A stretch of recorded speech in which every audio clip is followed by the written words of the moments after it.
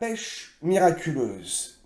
C'est ce pasteur, voilà, le pasteur Cédric Payette qui m'a inspiré parce qu'il est question, en fait, il y a plusieurs choses à tirer vraiment de ce message. Et à la fin, je répondrai à la grosse question qui est le thème, pourquoi 153 gros poissons? Parce que la pêche miraculeuse, bon, c'est un thème assez facile, qui est même parfois souvent prêché à l'école du dimanche, et on a tendance à passer un peu à côté, à se dire c'est quelque chose que je connais, j'ai déjà entendu prêcher, ça ne m'intéresse pas. Restez connectés, vous allez voir que c'est assez intéressant. Alors, à ma bonne habitude, on va reprendre exactement toute l'histoire, d'accord? Les versets les versets afférents, les versets connexes, et un verset en particulier qui n'est pas la même histoire. Voilà, je vais vous expliquer tout ça. Et pourquoi j'ai été jusqu'au bout de cette étude? Parce que je me suis aperçu que même dans les bibles d'études où il y a des annotations, alors sur Internet, je vous explique même pas les bêtises que j'ai vues, mais dans les bibles d'études où il y a des annotations, j'ai vu qu'il y avait des erreurs. Alors, je ne me prétends pas être un grand enseignant de la parole, toutefois, j'ai quand même été surpris des erreurs que j'ai pu noter dans quelques bibles. Donc, nous allons faire rapidement le tour de la question pour que vous ne tombiez pas dans ces erreurs-là et que vous ayez un éclaircissement et une connaissance, une culture biblique supplémentaire. Allons-y. On va prendre un verset en particulier dans Luc, d'accord? Luc, qui est-il? Il vit à l'époque de l'apôtre Paul, ils se connaissent. C'est un récit qui a été écrit donc 60 ans après Jésus-Christ, 30 ans après sa mort, d'accord? Après que Christ fut enlevé au ciel, 30 ans après, ce livre a été écrit et le récit est raconté, d'accord? Donc, sur l'histoire de l'humanité, 30 ans, c'est rien du tout, l'histoire est encore fraîche, et il y a pas mal de détails. C'est pour ça que je m'attache particulièrement au livre de Luc, où il y a beaucoup plus de détails que dans les autres livres. Je vais vous donner tous les versets. Voilà. Donc, cela se passe au lac de Génézareth, ou le lac de Tibériade. Voilà. On est à peu près à 160 km² au niveau de la surface du lac, 21 km dans un sens, 11 dans l'autre, donc c'est quand même un grand lac. Il est aussi appelé parfois mer de Tibériade. Donc c'est un grand lac dans lequel, d'ailleurs, il y a eu une autre histoire. Vous pourrez lire, je crois, voilà, ici, si ça vous intéresse, Jésus a-t-il marché sur l'eau? Vous pourrez regarder ce message sur YouTube, où il y a une grande révélation. On est dans le même contexte, on est au même endroit et on comprend que le lac est énorme. Et c'est ce qui répond aussi à une question qui va venir. Qu'est-ce que ce sont que ces 153 gros poissons? Est-ce que c'est possible? Est-ce que c'est les mêmes? Est-ce que c'est des espèces différentes? Pourquoi 153? Je vais y répondre tout à l'heure. Le thème du message est vraiment là. D'accord. Donc, nous sommes dans cet endroit, à cette époque, et vous allez voir que les protagonistes sont les mêmes. C'est assez étonnant, parce qu'en fait, il y a quatre versets qui parlent de deux histoires. D'accord? 3 versets, 3 références qui parlent exactement de la même histoire. 2, c'est les textes copiés-collés. Et un troisième, Luc, qui nous raconte la même histoire. Et puis, nous avons cette histoire qui semble paraître la même dans un quatrième récit. Alors, je vous donne les versets. Vous pouvez noter tout de suite. L'histoire est relatée, c'est une histoire vraie. Nous savons que cette histoire est vraie, et comme nous sommes chrétiens, nous y apportons de l'importance et nous comprenons qu'il y a un sens spirituel dans cette histoire. Bien plus que juste d'avoir quelques poissons supplémentaires. Jésus est bon, Jésus est un homme de miracle. Et c'est ce que j'explique dans cette vidéo de Jésus a-t-il marché sur l'eau. Le miracle n'est pas seulement que Jésus a marché sur l'eau. Le miracle est encore plus miraculeux. Allez voir la vidéo, vous verrez, je mettrai peut-être le lien à la fin sur YouTube. Voilà, vous allez sur YouTube, Jésus a-t-il marché sur l'eau, vous allez voir. Et ici, c'est la même chose. Le miracle n'est pas seulement dans la pêche où il y a beaucoup de poissons et la pêche abondante. Ça, c'est le premier niveau de lecture. Ça, c'est la première compréhension, c'est ce qu'on voit à la surface. Mais on va aller voir plus loin. Alors, les versets, tout de suite les versets. Matthieu, chapitre 4, verset 18. Marc, chapitre 1, verset 16. Donc Matthieu et Marc, c'est des copier-coller, il y a 4 versets, je crois. L'histoire va très vite. Puis Luc, chapitre 5, à partir du verset 1. C'est cette histoire-là qui nous intéresse parce que le récit, Luc, médecin, etc., il est très très précis. Le récit est vraiment précis, il y a beaucoup plus de détails. D'accord? Donc, Jésus, dans ces trois récits, Matthieu, Marc et Luc, il est question de Jésus qui, si je peux m'exprimer ainsi, c'est pas péjoratif, mais c'est Jésus qui recrute ses disciples. Il va chercher les disciples et il y a des choses à comprendre assez facilement, hein. C'est ce qui est prêché à l'école du dimanche, voilà, ils laissent tout leur filet, ils laissent le bateau et ils suivent Jésus directement. D'accord, ça c'est le début de l'histoire, c'est le début du ministère de Jésus et c'est le début du service de ces hommes. On va voir de qui il s'agit. Puis il y a un autre récit qui est très très similaire et ceux qui n'ont pas une bonne connaissance, ceux qui ont une connaissance un peu froide et un peu de lait spirituel vont confondre ces récits et ne vont pas voir l'intérêt qu'il y a. Et Dieu a une certaine façon de travailler. La Bible a des secrets qui finalement ne sont pas si cachés que ça. Il y a des mystères où il suffit juste de lire plusieurs fois et de bien comprendre.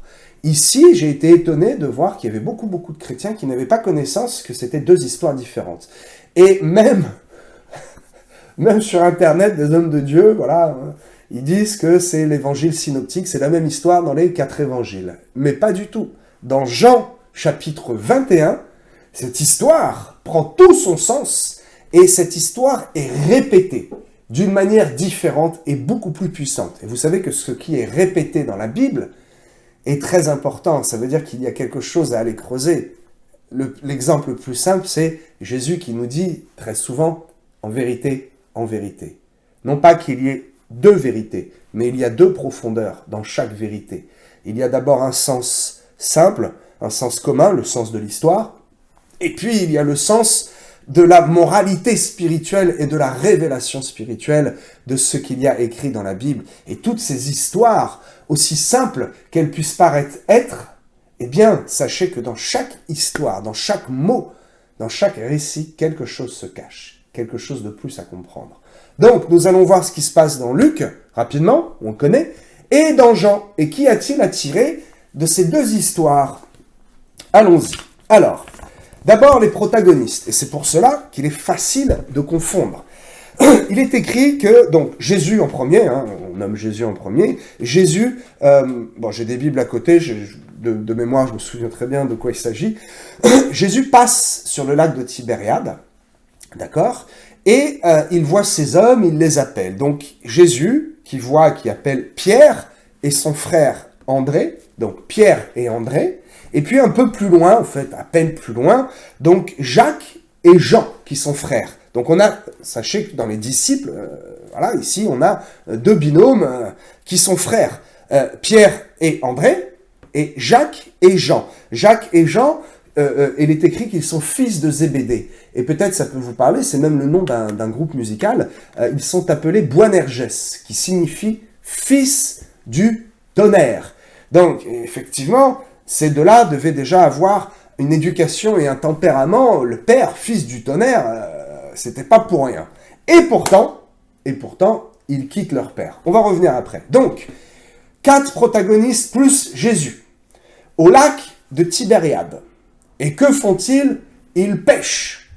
Donc, on a des éléments qui sont très similaires entre Luc et Jean. Et c'est pour cela que beaucoup qui ont une lecture un peu trop rapide pensent que c'est la même histoire. Mais pas du tout. Ce n'est pas des évangiles, ce n'est pas une histoire qui est dans les évangiles synoptiques. C'est pas vrai. C'est plus important. Voilà. Donc, dans 3 récits, c'est le recrutement, d'accord?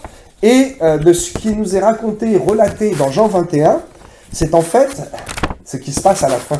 C'est Jésus qui vient se révéler pour la 3e fois. C'est assez difficile d'avoir un ordre chronologique. Moi, je vous le dis, c'est pour la 3e fois.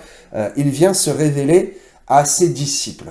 Il se révèle d'abord, pour la petite histoire, à Marie de Magdala, puis aux 2 qui sont en train de marcher vers Emmaüs, puis Thomas, Didyme, entre les 2. On ne sait pas trop, moi je pense que ça vient après, toutefois. Il se révèle encore une fois à ses disciples qui sont en train de pécher. Il retourne à ce qu'il faisait avant de connaître Jésus. C'est assez étrange parce que Parce que c'est encore frais, la mort de Christ, la disparition du corps, ils ne le savent pas encore, il est mort, il est censé être dans le tombeau, et là ils découvrent que, Jésus est sorti du tombeau. Or, les deux histoires se passent à deux endroits différents qui sont quand même assez éloignés. Toutefois, je vais limiter le format et je ne vais pas m'étendre trop dans l'explication. Vous le savez, vous pourrez faire votre propre étude. Et donc, ces disciples, cette fois-ci, ils ne sont pas que 4, nous allons voir, ils sont 7, je crois. Ils sont retournés à cet endroit-là et ils ont laissé Jésus dans son tombeau. Bon, ce n'est pas le sujet de l'histoire. Alors, voyons ce qu'il y a, les éléments, parce que le temps presse, n'est-ce pas? Voyons les éléments, les précisions qu'il y a dans le livre de Luc. Luc, chapitre 5. Jésus leur conseille, donc c'est des hommes qui pêchent, n'est-ce pas? Et il leur conseille d'aller en eau plus profonde et d'y jeter les filets. Ils l'ont déjà fait toute la nuit, ils disent, maître, on a déjà fait toute la nuit, mais toutefois, sur ta parole, je vais le faire. Alors, il semblerait, c'était une évidence, qu'ils connaissent un peu quand même la réputation de Jésus, puisqu'ils l'appellent maître, sur ta parole, ils ont confiance en sa parole, et ils se disent peut-être que cet homme, prophète, homme de Dieu, le Messie, en tout cas, il fait des miracles, il faut peut-être bien écouter sa parole. Et donc, ils vont en eau plus profonde, c'est très spirituel, ok, vous le savez, ils y jettent les filets, alors qu'ils l'avaient fait toute la nuit, de leur propre force, toute la nuit, ils n'ont rien ramassé, et là Jésus arrive, il leur dit allez en eau plus profonde, ils y vont, ils jettent les filets, et là, qu'est-ce qui se passe? Eh bien, ils tirent des filets qui sont complètement pleins. Parenthèse, peut-être vous n'avez pas vu ça, je fais une parenthèse dans mon étude. Ce qui se passe réellement, c'est que toute la nuit, ces hommes-là pêchent, mais il n'y a pas la présence de Jésus. Jésus arrive, il est suivi d'une foule. Pourquoi il est suivi d'une foule? Regardez bien les écrits, ce qui se passe avant. Parce qu'il enseigne. Et ici, on a un exemple de ce que donne l'onction de la parole. Pour ceux qui suivent les cours, vous savez qu'il y a différents types d'onction, dont l'onction de la parole. Et là, eh bien, manifestement, l'onction de la parole est présente, puisque avant que Jésus arrive, il n'y a pas de pêche miraculeuse. Jésus arrive, ils écoutent ce qu'il dit, bim, pêche miraculeuse. Donc, que font-ils? Ils tirent les filets, il y a tellement de poissons que, logique, entre guillemets, les filets se déchirent et ils sont obligés d'appeler leurs collègues qui sont à côté, donc les Jacques et Jean, les fils du tonnerre, qui arrivent, donc en fait ils sont collègues, ils travaillent ensemble, peut-être même ils sont employés, je pense qu'ils sont employés de Pierre. Bref, ils arrivent et ils chargent les deux bateaux pleins de poissons. Il était moins une, parce que les poissons auraient pu tous s'échapper hors du filet. Ça n'a pas été le cas. Ok. Maintenant, regardons ce qui se passe dans Jean, chapitre 21. Alors, je fais une petite pause, voilà, tout est ok, les commentaires, c'est ok.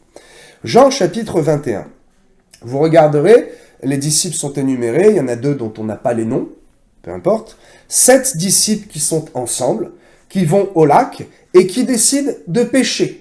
La même situation des disciples qui sont au lac et qui pêchent. Et exactement la même histoire, ils ne prennent aucun poisson. Il n'y a rien, exactement comme dans Luc 5. C'est pour cela qu'il est facile de confondre les deux récits. Ok. Je résume et j'apporte à votre attention les éléments importants qu'il y a dans Jean chapitre 21, pardon. Vous noterez quand même quelque chose. Jésus pose 2 questions. 2 fois la même question. Jésus qui est sur le rivage et qui pose une question cette fois dans Jean. La même question qu'il a posée à ceux d'Emmaüs. Avez-vous quelque chose à manger? Y a-t-il quelque chose à comprendre là-dedans? Je pense que oui. Toutefois, ce n'est pas encore le sujet. Vous noterez ça dans votre petite étude personnelle. Jésus qui pose 2 fois la même question aux disciples sur la route d'Emmaüs. Et dans Jean 21, avez-vous quelque chose à manger? Ok. Donc, il est là. Et à nouveau, il leur donne un bon conseil. Mais cette fois, c'est pas tout à fait le même conseil. Il leur dit de changer de méthode et de jeter le filet de l'autre côté. Les hommes auraient pu dire, mais qui es-tu, toi? Parce qu'ils ne l'ont pas reconnu. Ils connaissaient Jésus, mais manifestement, ils ne l'ont pas reconnu. Donc à leurs yeux, c'est un étranger. Pourtant, il s'exécute, il change de méthode. Parfois, Dieu va te faire changer de méthode. Parfois, Dieu va te faire changer de mode de pensée. Parce que si tu es trop borné, si tu es trop obtus, et que tu vas toujours dans la même direction, tu n'auras pas de résultat. Tu ne pêcheras rien. Or, parfois, il faut essayer autre chose. Et je dis toujours, il ne faut pas toujours aller dans une seule direction, et ça ne marche pas. Que fait-on ? Dieu me parle, ouais, Dieu me parle, mais je l'entends pas. Faut l'écouter un peu plus. Oui, mais j'écoute, mais je vois rien. Alors ne t'inquiète pas. Fais des portes, crée des opportunités, et vois comment Dieu travaille. Ici, ils ont voulu, ils ont écouté, ils ont créé une opportunité, ils ont dit, jetons-le à droite. Pourquoi pas ? Ils le jettent à droite, il se passe un miracle. Parenthèse, j'ai noté quelques versets là, parce que la question m'a été posée, et peut-être vous la poserez, j'espère que vous vous la posez déjà. Pourquoi à droite ? Il y a une précision, et nous savons qu'il y a beaucoup de versets qui nous parlent de la droite. Je vais lire quelques-uns, et tout seul vous allez comprendre que la droite est le côté qui représente quelque chose de bon, quelque chose qui donne, quelque chose qui est en abondance, et quelque chose qui est la bonne morale et la raison de toute chose. Allons-y. Ésaïe 48, verset 13. « Ma main a fondé la terre, et ma droite a étendu les cieux. Je les appelle, et aussitôt ils se présentent. Assieds-toi à ma droite, jusqu'à ce que je fasse de tes ennemis ton marchepied. Désormais, le Fils de l'homme sera assis à la droite de la puissance de Dieu. Il est ressuscité, il est à la droite de Dieu. Dieu l'a élevé par sa droite comme prince et sauveur, etc., etc. On comprend que tout ce qui est à droite est excellent. Et ce n'est pas parce que vous êtes gaucher que c'est péjoratif, d'accord ? L'apôtre s'est exprimé, l'apôtre Vandini s'est exprimé là-dessus. Je ne vais pas revenir sur ce message et sur ce qu'il a dit, et je suis entièrement d'accord. Donc, il jette le filet à droite, cette fois, et là, une différence notable, le filet ne se déchire pas. Cette fois-ci, les poissons restent dans le filet, il n'y a pas de risque qui est pris, ils n'ont pas besoin d'appeler à l'aide et d'être assistés. Ils réussissent, visiblement, à hisser le filet dans le bateau et à venir à terre. Alors, vous lirez encore dans Jean, où il y a, ce n'est pas forcément la façon d'écrire, mais dans cette histoire, il y a quand même des détails importants qui peut-être ne vous ont pas sauté aux yeux. Alors, je suis là pour vous expliquer cela. Ok. Vous verrez qu'avant même qu'ils viennent à terre, Jésus les attend avec un feu, s'il est écrit un feu de braise, et du pain, et des poissons.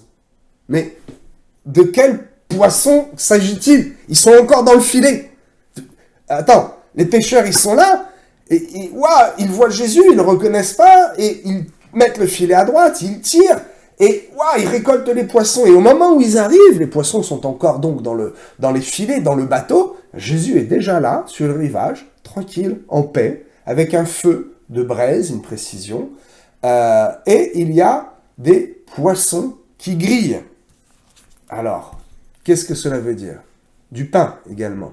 Ça veut dire, je vais vous le dire après. La deuxième précision, c'est qu'il y a écrit qu'il y a 153 poissons dans le bateau de Pierre, Simon-Pierre.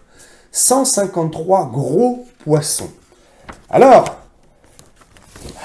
c'est très perturbant, parce que pourquoi pas 152, 154 ? Pourquoi les a-t-il comptés ? Simplement, il les a comptés parce qu'il fallait faire la répartition selon les familles, selon les travailleurs. Donc, il n'y a pas de choses bizarres à se dire, il aurait dû les compter, pourquoi il les a comptés, c'est un chiffre bizarre. Non, il y en a 153. Pourquoi 153 ? Ok, nous allons voir ça. Je pense que je vais aller plus vite parce que je vois le temps qui passe et je veux vous garder attentif. Ok. Je vais répondre à ces questions, pourquoi 153 et pourquoi il y a du poisson, vous l'avez déjà compris peut-être. Ici, en fait, Jésus parle en acte. Ici, dans la Bible, Jésus fait des choses, dit des choses et fait des choses. Il fait des choses qui sont en action avec ce qu'il dit. Mais parfois, il y a des choses qu'il fait et il faut voir au travers. Pourquoi est-ce qu'il est rentré sur un âne dans Jérusalem ? Il y a quelque chose à comprendre derrière. Il y a juste écrit il est entré dans un âne. Il y a plein de choses comme ça dans la Bible où il faut bien comprendre. Il est juste ici écrit qu'il y a 153 gros poissons et que Jésus est là à les attendre. Et on pourrait écrire un livre entier, je pense, là-dessus. Jésus ne l'a pas fait, Jésus a pris un raccourci et il parle en actes. Parce que ce qu'il fait, là, nous édifie et nous exhorte. Et vous allez le comprendre. Au verset 9, le pain et le poisson et le feu sont déjà là. Le feu, c'est le feu du Saint-Esprit. Le pain, c'est le pain de la parole. Le poisson, c'est tout simplement pour leur démontrer que la nourriture, eh bien, est déjà là. C'est Jésus qui nous nourrit. Ce n'est pas ces 153 gros poissons où il aurait fallu les sortir, les débiter et les mettre au feu. Au moment où ils rentrent du travail, ils ont écouté ce que Dieu leur a dit, Jésus leur a dit, ils rentrent, la nourriture est déjà prête. C'est Christ qui vient les nourrir. Ce n'est pas de leur propre récolte qu'ils vont être nourris. Comprends bien-tu ça? C'est très important. C'est un acte qui est fait, qui nous fait comprendre que c'est Christ notre pain quotidien. C'est Christ notre nourriture. C'est lui qui allume et qui entretient le feu du Saint-Esprit en nous. Mais tout ça, il aurait fallu des lignes et des lignes pour l'écrire. Alors Jésus, simplement, parle ici en acte. Il nous exhorte. C'est la démonstration de l'amour de Christ. Ils ont eu beau travailler toute la nuit, rien n'a fait. Jésus arrive, bam, ils n'avaient pas de quoi se nourrir. Jésus arrive, il leur donne une consigne. Les gars, ils écoutent. Pierre, les disciples, pardon, ils sont disciples là. Ils écoutent et ils jettent le filet du bon côté. Ils ont fait 3 ans avec Jésus et pourtant ils n'avaient pas encore assez de discernement pour savoir comment pêcher. C'est donc là quelque chose de très spirituel et cela nous parle aujourd'hui avec le recul. Nous avons beaucoup de choses à tirer de ce verset. Donc, la deuxième question, pourquoi 153 gros poissons? Et là, ok, beaucoup d'eschatologie, beaucoup de trucs un peu bizarres et c'est des choses que j'aime pas trop. 153, c'est un chiffre triangulaire, je crois. Ça veut dire que si tu fais 1 plus 2 plus 3, plus 4, plus 1, tu arrives au 17e, c'est ça, au 17e chiffre, 153, 17, à 1 l'unité, 7 le chiffre parfait, il n'y a pas de signification là-dedans. On peut dire 153, 1, l'unité de Christ, 5 c'est le chiffre de la grâce, et puis 3 la Trinité, alors Christ qui t'amène à la grâce pour comprendre la Trinité, je laisse tout ça à tous ceux qui sont un peu dans les trucs d'eschatologie et de Kabbale, mais ici il faut aller voir plus profond, ici il faut se renseigner, alors je l'ai fait, j'étais sceptique jusqu'à ce que le Saint-Esprit m'ait convaincu. Ici, les 153 gros poissons, et ça je vous le dis, ça c'est une révélation. J'ai vraiment cherché. C'est un message court. Le mercredi, c'est assez simple pour moi de faire un message. Mais j'ai buté là-dessus. Parce que je ne veux pas vous dire n'importe quoi. Et je vous dis que ces 153 gros poissons représentent les 153 nationalités. Représentent tout le monde entier. Représentent chaque personne, chaque type de personne selon son origine. Pourquoi? Parce que ces poissons sont tous différents. À l'époque, les pêcheurs connaissaient 153 types de poissons. Et c'est pour cela que j'ai insisté au début, que je vous ai dit 21 km dans un sens, 11 km dans l'autre, 260 km carrés pour ce lac qui est aussi appelé mer de Tibériade. Et c'est tellement grand que l'on comprend qu'il est bien possible qu'il y ait beaucoup d'espèces. Toutefois, toutes les espèces de poissons, cela n'est pas possible. Parce qu'il connaissait aussi les poissons qui étaient un petit peu plus loin, ok? Les poissons qui étaient dans la mer. Or, ce lac, c'est un lac d'eau douce. Vous comprenez maintenant la révélation et ce qu'il y a vraiment de mystérieux à comprendre dans ces 153 gros poissons. C'est un signe que Christ, qui est celui qui ordonne la pêche, eh bien, en suivant ses consignes, en le suivant réellement, eh bien, toute la terre entière peut entendre le message de l'Évangile. Et l'Église, qui est le filet c'est l'Église, eh bien, cette fois-ci ne se rompt pas et peut accueillir absolument tout le monde, tous ceux qui désirent venir à Christ. Ces poissons-là, je vous le dis, se sont laissés attraper.